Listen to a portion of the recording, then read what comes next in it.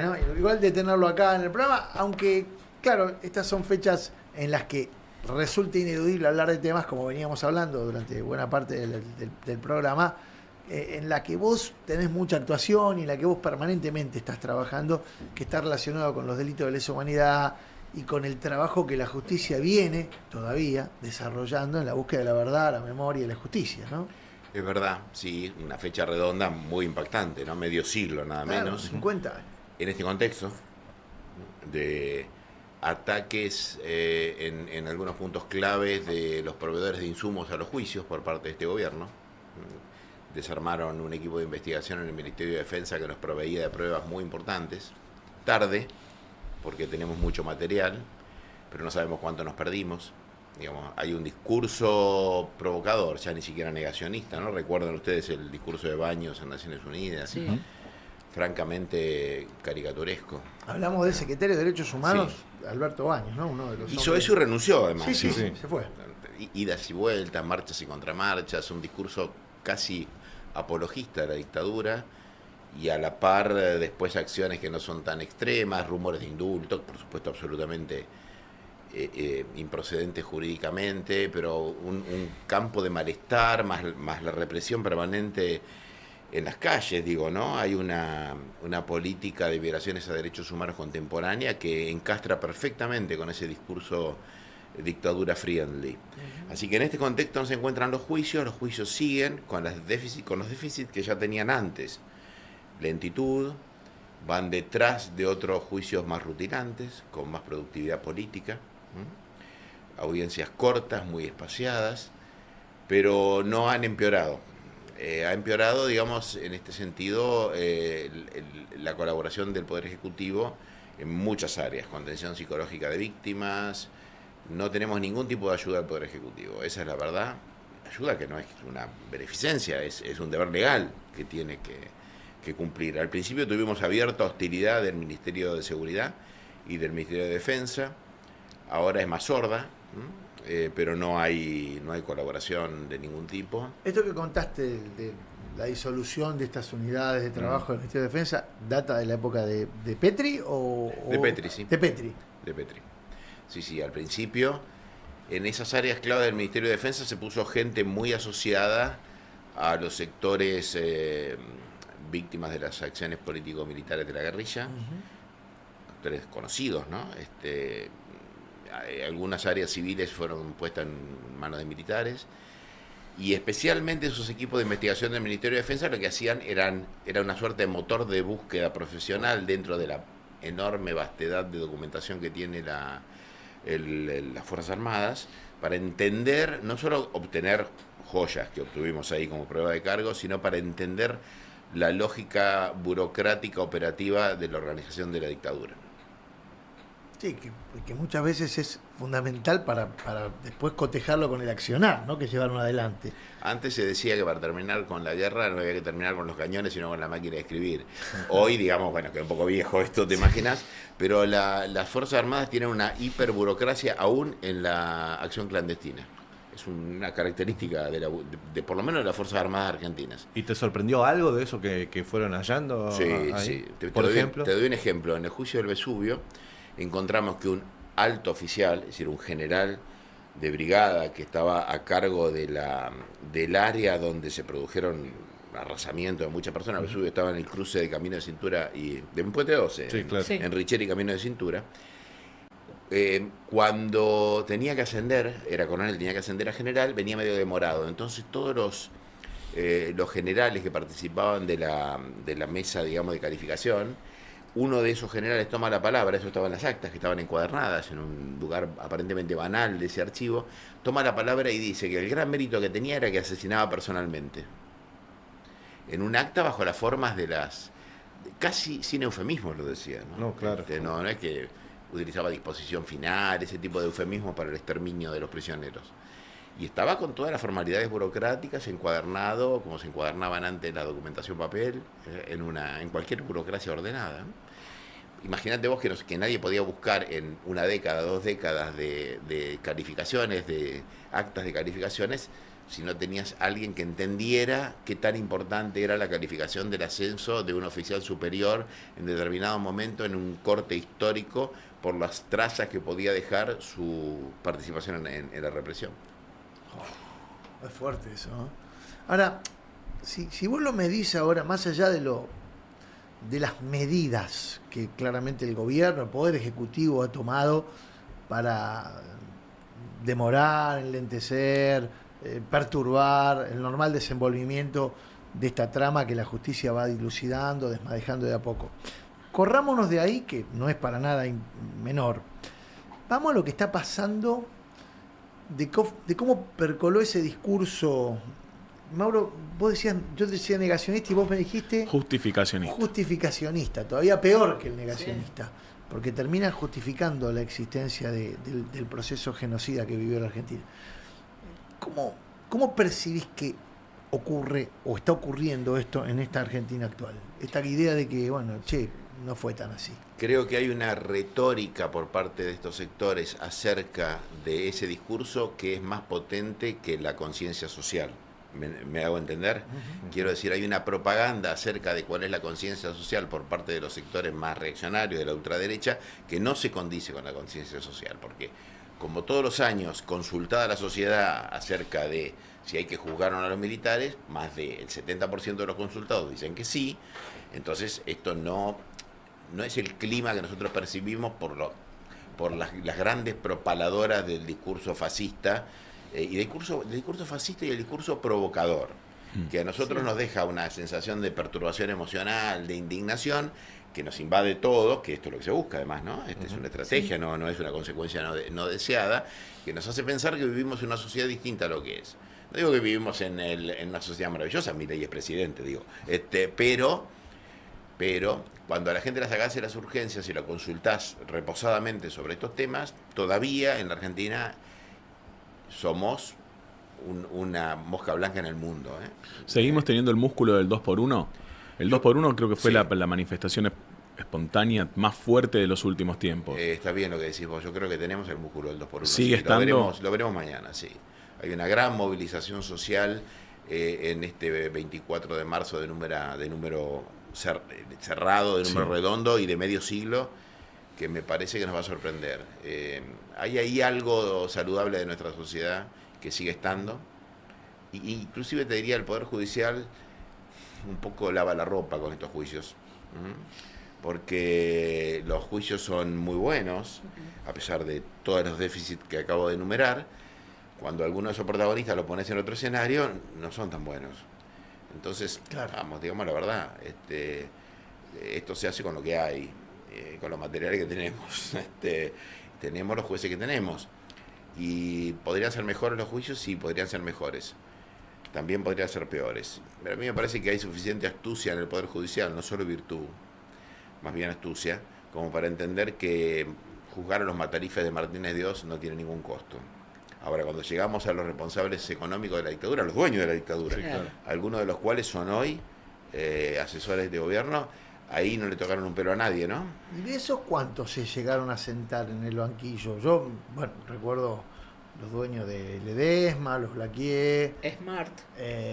No, Jimmy Smart lo convocaron, pero Jimmy Smart no era un personaje económico. Claro. Jimmy Smart era un personaje de la aristocracia, oligarquía, claro, y del círculo rojo judicial. Pero no, ahí no estaba la plata. Claro. Él era un empleado de los que tenían la plata. Con apellido, yo entré a tribunales y se hablaba de Jimmy Smart como uno más, no había pasado nada, no era un señor de Camps. Claro. Ahora, a Luis Pedro Blaquier, la Corte le durmió la causa, no te puedo explicar, yo trabajé en ese caso. Sí, por eso los años que tardaron en encontrar un juez en Jujuy que estuviera dispuesto a investigarlo, fue una cosa alucinante.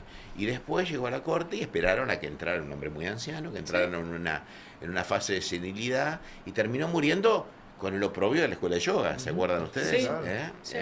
Pero impune. Y los casos que se juzgaron fueron casos de empresario de menor cuantía, el dueño de la Veloz del Norte, digo, no menor cuantía, claro, tendría su tarasca el señor, pero que no era un Blaquier, ¿se entiende? Era un señor del transporte que había juntado plata.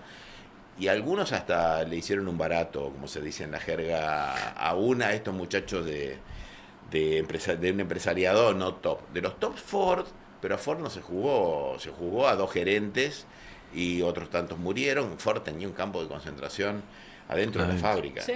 Y aún así costó mucho trabajo, décadas. Yo hice la denuncia en La Plata, en el juicio por la verdad, por los crímenes de la Ford. 25 años después se fueron las condenas. Bueno, es que yo me acuerdo en ese momento laburaba con Víctor de Genaro en la CTA, cuando acá se hace el bloqueo de la posibilidad de avanzar con esos juicios. Víctor viaja junto a otros integrantes de la CTA a España a llevar las pruebas de la Ford, del ingeniero Ledesma, o sea, porque lo que sostenía en aquel momento la Central de los Trabajadores Argentinos, como creo que queda comprobado luego, es que el plan sistemático tuvo como objetivo principal el descabezamiento de los delegados y de los trabajadores, que eran el verdadero objetivo, en definitiva, que era dinamitar los resortes productivos de la Argentina y todo aquello que supusiera una resistencia a su destrucción, ¿no? El asesinato, la desaparición y el encarcelamiento de los delegados sindicales fue el 24 de marzo mismo. Exacto. Claro. A Isauro Arancibia, fundador de CETERA, el sindicato docente de Tucumán, lo asesinan en su despacho el mismo día del golpe. Y a su hermano también, sindicalista, también. Bueno, al edecán de Perón lo tiran de la ventana de la casa, ¿no? El mismo día. Este no era un caso de un trabajador, pero digo, había ahí un claro odio, un sesgo antiobrero. El informe de Nunca Más tiene los porcentajes de la cantidad de trabajadores que son desaparecidos y delegados sindicales. 60% de los desaparecidos son trabajadores. Bueno, sindicalistas de todos los colores, no solamente combativos, fueron detenidos inmediatamente. Así que ahí me parece que está claro que el proceso de reorganización nacional fue, como su nombre lo indica, un proceso de reconfiguración de la matriz de las relaciones de la sociedad, parafraseando el proceso de organización nacional del siglo XIX, que fue un proceso de un modelo de una república oligárquica, pero un modelo de país. Esto era un modelo de colonia que les ha funcionado, evidentemente, ¿no? Acá estamos hoy. Hoy no es que nos llamaba la atención, sino que ponderábamos lo que representa el trabajo todavía muy activo de los procesos judiciales. Hablábamos de lo que pasó hace algunos días con la identificación de los 12 cuerpos, las 12 identidades que aparecieron, que emergieron de los restos que se recuperaron en La Perla, en Córdoba. ¿Cómo se vio afectado el trabajo de los equipos, en este caso específicamente, de uno que aporta y sigue aportando muchos datos, que es el equipo argentino de antropología forense, por todo esto que estamos viviendo? No tengo los detalles, pero el equipo siempre tuvo una estrategia muy anticipatoria, tanto desde la tecnología científica como de la subsistencia del equipo. Si bien durante los anteriores gobiernos tuvo subsidios que por supuesto le robustecieron su trabajo y lo sacaron de las urgencias de conseguir la plata, digamos, el equipo tiene tanto prestigio mundial que recibe colaboraciones, financiamiento, mecenazgo, y eso es verdaderamente un trabajo extraordinario. Lo de La Perla mostró además, en cuanto a la matriz de la represión, que aquí sucedió lo que sucedió en otros lugares, como en Tucumán, también en Chile, que fue la remoción de los lugares de enterramiento clandestinos, ¿no? Están las trazas de la retroexcavadora que allá por el 79, cuando llegaba la Comisión Interamericana, removieron cadáveres. Bueno, hay alguna sospecha de que hicieron en Córdoba con eso, también en Tucumán. Pero bueno, siempre quedan restos y evidencia asociada, como la medallita famosa que una señora sobreviviente, afortunadamente, de La Perla, le había entregado a su novio, marido, y que fue encontrada junto con algunos restos. Muy impactante, ¿no? Esto, la verdad que uno nunca termina de absorber emocionalmente la conmoción que nos exhibe este tipo de hechos que muestran que en el mundo hay, como decía Antonio Machado, mala gente que camina y va apestando la tierra, ¿no? Algún otro tipo de análisis me parece que es sobreanálisis. Hay mala gente, nada, no puedo decir mucho más que eso. Más allá de llevar a tus hijos, yo voy a hacer esta noche y seguramente mañana, si me lo permite el trabajo, a la mía, como lo hice con el más grande, a cada una de las oportunidades que tenemos de conmemorar y de recordar estas fechas. ¿Qué hacemos para que este tema no se apague entre las generaciones que vienen y, por supuesto, que no caiga en esa suerte de chicana política en la que estamos sumidos muchas veces cuando viene un gobierno como este, ¿no? Y que te tira por encima cosas que no tienen nada que ver con la discusión? Emilce Moller, una señora hoy una señora sobreviviente de la Noche de los Lápices, una científica e intelectual brillante, dice, hay que seguir contando las cosas con otras palabras.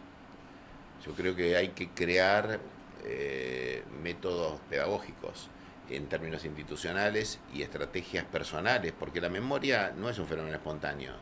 Solo se puede recordar lo que se conoce, y cuando no forma parte de la vivencia de una generación, las generaciones que nos precedieron tienen el deber de legarnos un relato, y nosotros a nuestros hijos y a los que nos siguen, y hacerlo de un modo eficaz en términos comunicacionales, atractivo también, la paradoja, digamos, en cuanto esto pueda ser atractivo, con los recursos que existe hoy para comunicar, con la capacidad cognitiva que tienen las nuevas generaciones, o la no capacidad cognitiva que tienen en cuanto a la espera, a la demora, a los textos largos, a la retórica.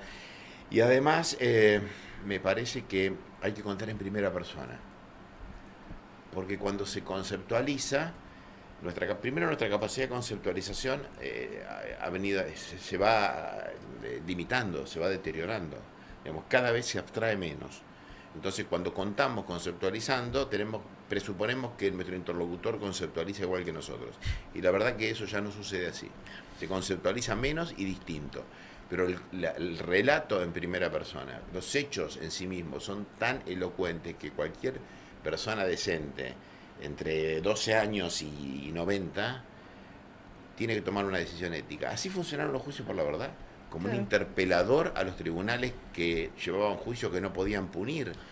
Y eso activó la posibilidad de desmontar las leyes de impunidad. Fallamos nosotros, la generación, no la de ustedes, sino la mía, evidentemente. A mí me toca conducir los miércoles acá en esta misma casa un programa donde los jóvenes discuten sobre política, debaten sobre política. 2 peronistas, un chico de izquierda, 2 libertarios, 3 libertarios.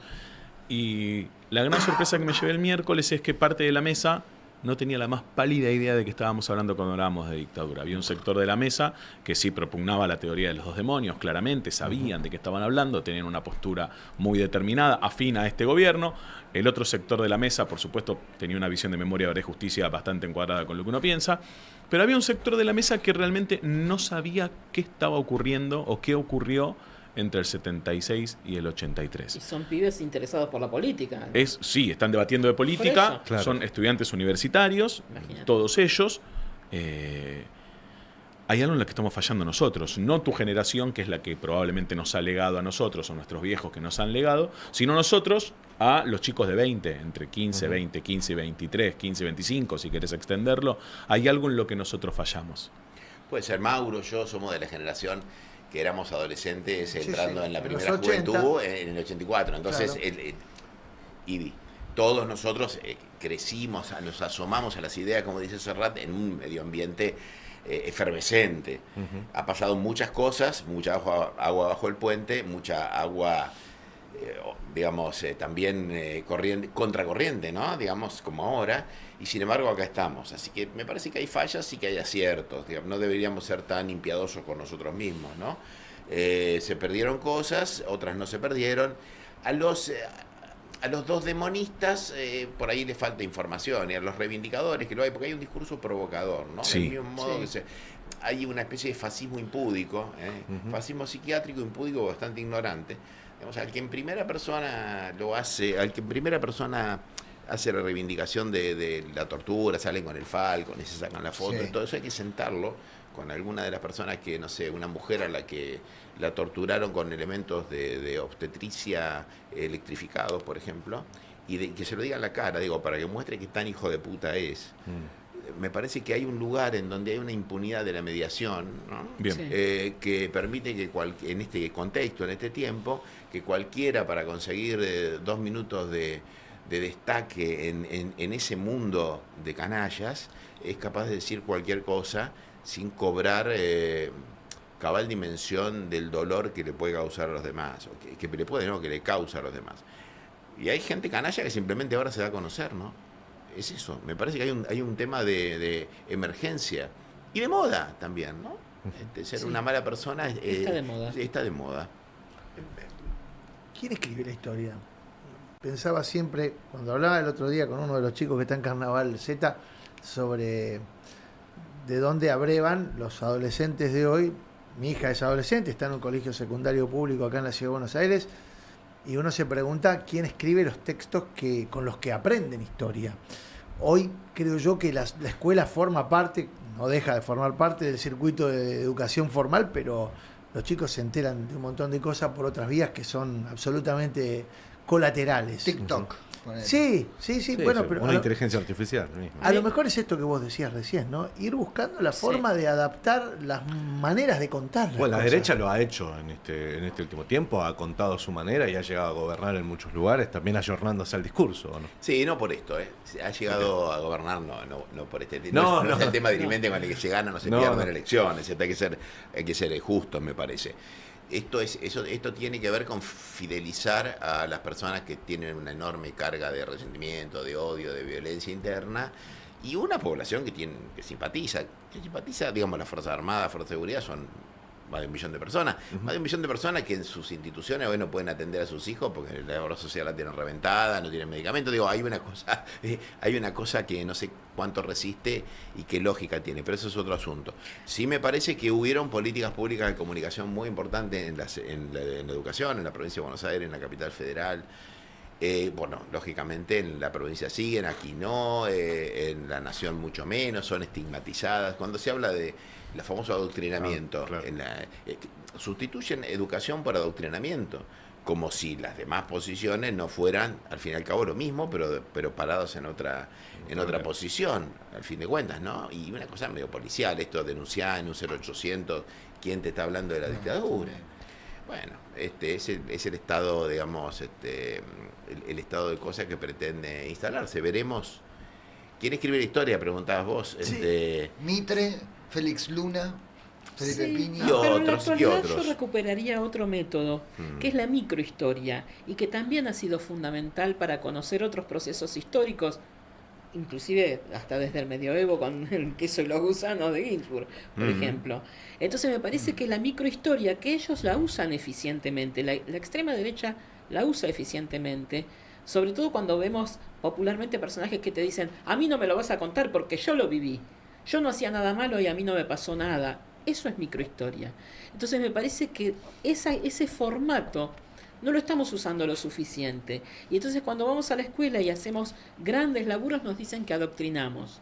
Pero como bien dice él, si vos le pones enfrente a alguien que te diga, a mí me pasó tal y tal cosa, desmentímelo, es usar las herramientas de ellos de la misma manera y usar la microhistoria para contarla, para narrarla y divulgar de alguna manera cuestiones que son incuestionables precisamente. Bueno, respecto de la microhistoria, no es casual entonces que el primer spot, el primero 24 de marzo, que es el de 2024, el primero que tiene este gobierno, ellos sientan a hablar al Tata Joffre como voz autorizada, pero además sientan a Luis Labraña para desmontar el número de los 30.000 y sientan a la hija de Viola. Ese fue el primer spot de La Libertad Avanza, dura 12 minutos, 2024. Ya el segundo es Agustín Laje, 20 minutos, provocando por doquier, pero el primero hace uso eso. de esta Y microhistoria. son muy hábiles con eso. Que es el Y discurso de siempre Milei, porque Milei lo primero que te dice, Claro. o la primera referencia que habla, son 8.753, lo dijo Luis Labraña, y empieza a contar la historia. Sí, pero no nos enganchemos tanto con esto que es previsible, digo, ¿no? Porque la capacidad... Y tan indignante. Sí, claro que es indignante, pero hay que no indignarse, es una trampa, porque nos capta toda la energía y nos hace perder lucidez. Digamos, aparte, al fin y al cabo, cuando nos indignamos del adversario, estoy tentado de decir enemigo, estamos reconociéndole el mismo plafón moral que nosotros, o ético, porque vos con los enemigos no te indignás, los combatís. Entonces, si vos te indignás con el relato de alguien que está en tus antípodas, de algún modo estás lamentándote que haya dejado de ser el que era. Yo lo llamo el síndrome Lanata, ¿viste? Todos los que alguna vez queríamos mucho al primer Lanata y después nos enojábamos con el segundo Lanata es porque quisimos mucho el primero. Bueno, pasa más o menos lo mismo cuando decimos estos tipos, mira lo que son capaces de hacer, y claro, tiraban gente viva desde los aviones, no van a ser capaces de sostener este discurso. Porque tenemos que ponerlo en esa clave, no hay matices, hay distintas formas de expresión, pero matices no no hay, son lo mismo.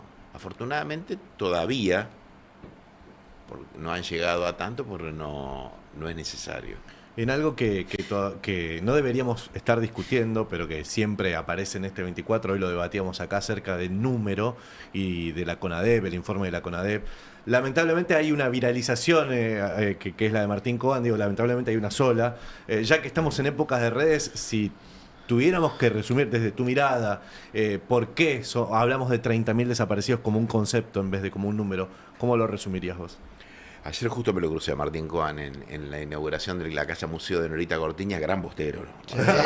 Muy de defensores, para mí. Muy bostero. Y de defensores de gran. Sí. También. Siempre, todos los sábados Sí, en la cancha. pero bostero. No, Bostero, de es bostero. dale a elegir, no va a poder. Pero acá están al lado del curso, No, ustedes, puedo. ¿cómo es esto? ¿Cómo No, se puedo, entienden? sí. La Vengo teoría así. de los dos equipos. Así o sea, vengo, sí. No, ¿doble camiseta? Sí. ¿Como Martín Coan? No sé qué doble camiseta. Como Martín Coan. así.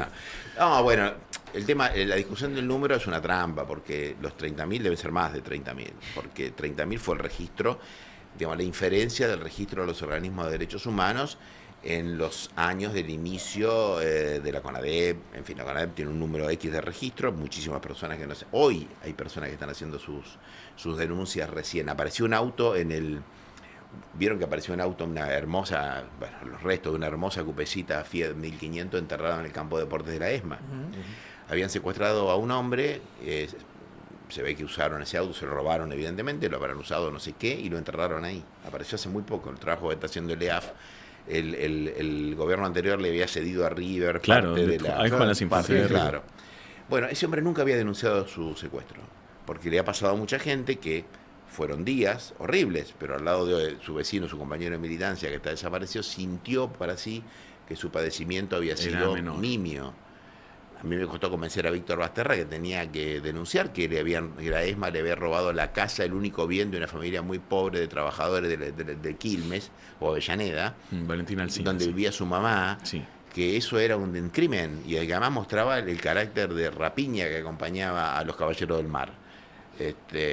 Bueno, entonces Víctor, por supuesto, no dimensionaba esto en el contexto de, además, él mismo, un sobreviviente, un héroe total, Sí. sacando la foto Che, de la ESMA. buen libro. Sí, mañana lo vamos a traer y comentar. Apuntalo el libro Al de libro. Pablo Corso. El libro ¿no? de Pablo Corso es la historia de Víctor Basterra. Ah, no lo conocía. Qué Sí, bien, sí, qué acaba de bien. salir recién, ahora salió. Extraordinario. Es un librazo, vale la pena, se lo recomendamos a todos quienes están mirando. El libro se llama El ojo en la tormenta y la verdad es que vale la pena para Empecé a leerlo el repasar. fin de semana, es tremendo, me olvidé de traerlo. No, Víctor, yo lo conocí y fui amigo de Víctor, porque obviamente tantos años en los juicios, un hombre entrañable y un héroe. Nadie está obligado a ser un héroe porque estando en la ESMA la posibilidad de pasar de héroe a mártir era inmediata.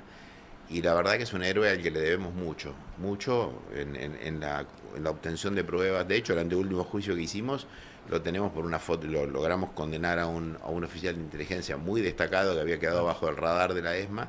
Teníamos la foto y tardamos 30 años en encontrar el nombre. Brevemente, Pero para Eso, quienes- recordá. para quienes no saben quién es Claro. Víctor Basterra, es Ah. un prisionero de la ESMA, estuvo 5 años detenido allí en la Escuela de Mecánica de la Armada. Los marinos le encomiendan la durísima tarea de sacar fotos a los que llegaban y Víctor Basterra se dio cuenta, porque tenía sistemas de salidas vigiladas durante 2 años aproximadamente, que iba a poder visitar a su familia, se dio cuenta de que podía sacar los negativos de esas fotos y los sacaba escondidos en su ropa interior. Gracias a eso, Víctor Basterra se logró establecer un archivo fiel, no solamente de personas que han estado detenidas y que permanecen desaparecidas, sino también de oficiales y milicos que trabajaban en la ESMA y que hacían este laburo.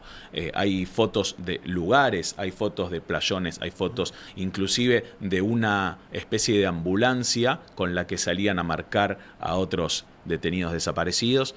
La verdad que un héroe estuvo. Ahí está la Además, foto de Ahí Víctor está Basterra. declarando justamente El en el ojo, ese es el juicio a la Junta. a la de la Junta. 1986. Claro. Víctor además fue secuestrado en el año 79, estuvo hasta el año 83. Sí, final 83. Y bueno, entonces en 4 años. ese último tiempo, donde ya Macera había desplegado su proyecto político, él era un obrero gráfico, un calificadísimo obrero, y además la ESMA había comprado elementos de tecnología de punta para falsificar documentación.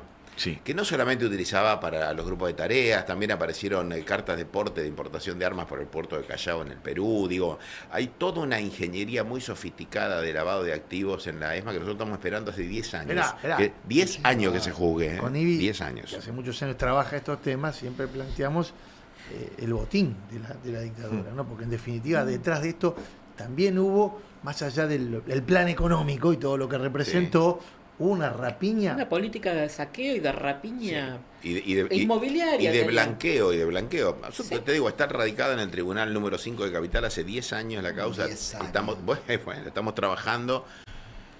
Desde el año 2005 que hay un embargo decretado sobre las acciones de una de las sociedades anónimas que tiene además una sociedad espejo en Estados Unidos, una LLC, una Sí. SA, una SRL norteamericana, donde... Que la maneja la esposa de uno de ellos. Sí, aún. claro, la hermana de Radich, Berta No, y Radich. la esposa de otro. Yo después te paso Sí, la ya sé cosa. que sí. Y una caja de seguridad de un asimilado civil en Nueva York. Y no logramos, porque ¿viste? Con los convenios de colaboración con Nueva York son bilaterales. Sí. Nosotros hacemos todo, ellos no nos dan bola. Claro. Y no logramos nada, ni siquiera que le apliquen las sanciones punitorias por no cumplir con esto. Claro, además el secretario actual de Justicia era el abogado de Radich. Claro. Claro. Y con esa guita se deben seguir financiando. Sí, claro, las defensas alguien las paga. Por eso, ¿de dónde sacan la guita si no? No, había una inmobiliaria acá en la calle Besares, Sí. relativamente cerca de acá, en Saavedra, que, digamos, los muchachos de la ESMA se encariñaban con la zona, hacían todo, paraban acá enfrente, Sí. en un barcito que ya no está, paraba Astiz y todos los muchachos, algunos secuestros como el de Hidalgo Solá, lo hicieron acá cerca en Palermo, que era el competidor por parte del ejército en la posibilidad de salida democrática frente a Macera. Lo hicieron venir, Bussetti, que era el canciller de la dictadura, lo hizo venir desde Venezuela, se lo chuparon. La falsa conferencia de prensa de los guerrilleros arrepentidos le hicieron acá en una confitería que está aquí en La Pampa encantaba y el barrio. Libertador, a pocas cuadras de acá. Así que el barrio se encariñaron con el barrio. Vivían por acá. En además. esos botines, Sí, claro. además del saqueo de las casas, propiedades, bienes, empresas y demás de los torturados, incluyeron la tal la codicia que hasta afanaron 2 museos, los museos de Bellas Artes Claro. de aquí y el de Rosario. Eso fue el batallón 601. Claro. Los muchachos del 601, Sí. pero los muchachos de la ESMA se robaron el archivo del diario Noticias, montaron una productora de televisión, Cierto. Croma, que abasteció un legendario programa de memorabilia Y no estaba por acá y las- nostalgia. Las Mira. oficinas de Croma también estaban en este barrio. Claro. Ahora quiero saber el programa. Y bueno, se robaron un barrio entero en Mendoza. Sí. Yo tengo, Claro. bueno, lo tengo acá en mi teléfono, lástima que no se los adelanté para hacer un paño con los chicos de la producción. El logotipo del loteo de Chacras de Coria, Wilry se llamaba la empresa, Sí. que es el acrónimo del nombre de Guerra de Dos, Claro. de Williams y Ríos, que era Radiche y Francis Wamon, Sí. que fue además director de la Sociedad Militar Seguro de Vida, que es la mutual de los militares, hasta bien entrada la democracia. Digamos, toda una porquería. Sí, sí. Pero bueno, ese horror es nuestra realidad. La contracara de esto es que estamos hablando de esto y hay una parte de las instituciones claramente muy en crisis que sin embargo opera sobre esta realidad horrible, produce respuestas y la verdad que la única certeza que tenemos de que esto sirve para algo, ¿saben cuál es? Que las víctimas encuentran un ápice de sosiego cada vez que se dicta una sentencia condenatoria.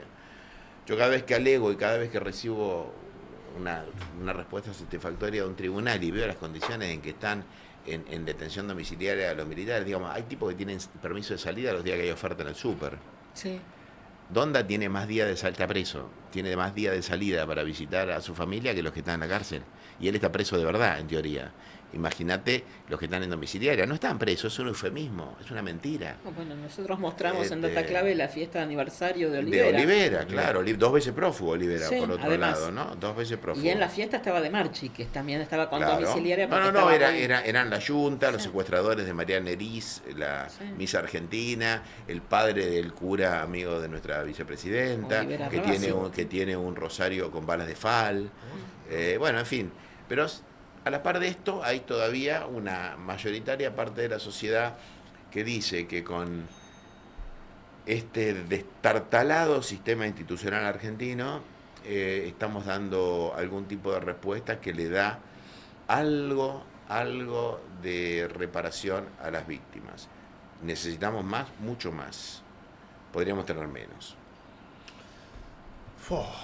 Escucharte siempre, no por los temas que desarrollamos, que habitualmente, salvo cuando nos distendemos y empezamos a hablar de las cosas que nos dan placer, todas las notas que hacemos sobre estos temas son dolorosísimas. Nos debemos 2 Negroni. Es cierto, eso es cierto. Que vas a pagar vos. Nos venimos prometiendo. 4 es ya nos son. mandamos fotos. La vez anterior que viniste ya estaban. Ya eran prometiendo 2, que- ya son 4. Ya Y deberían no ser garpó 4. ni uno. Ni medio. No, es cierto, es cierto, A usted es cierto. también merece lo mismo. No, sí. yo también Estamos prometiendo esperando cosas. un Asado, A mí me dijo un Se asado. especialista en El prometer. mítico asado. Es Prometeo. Sí, sí, sí. Prometeo.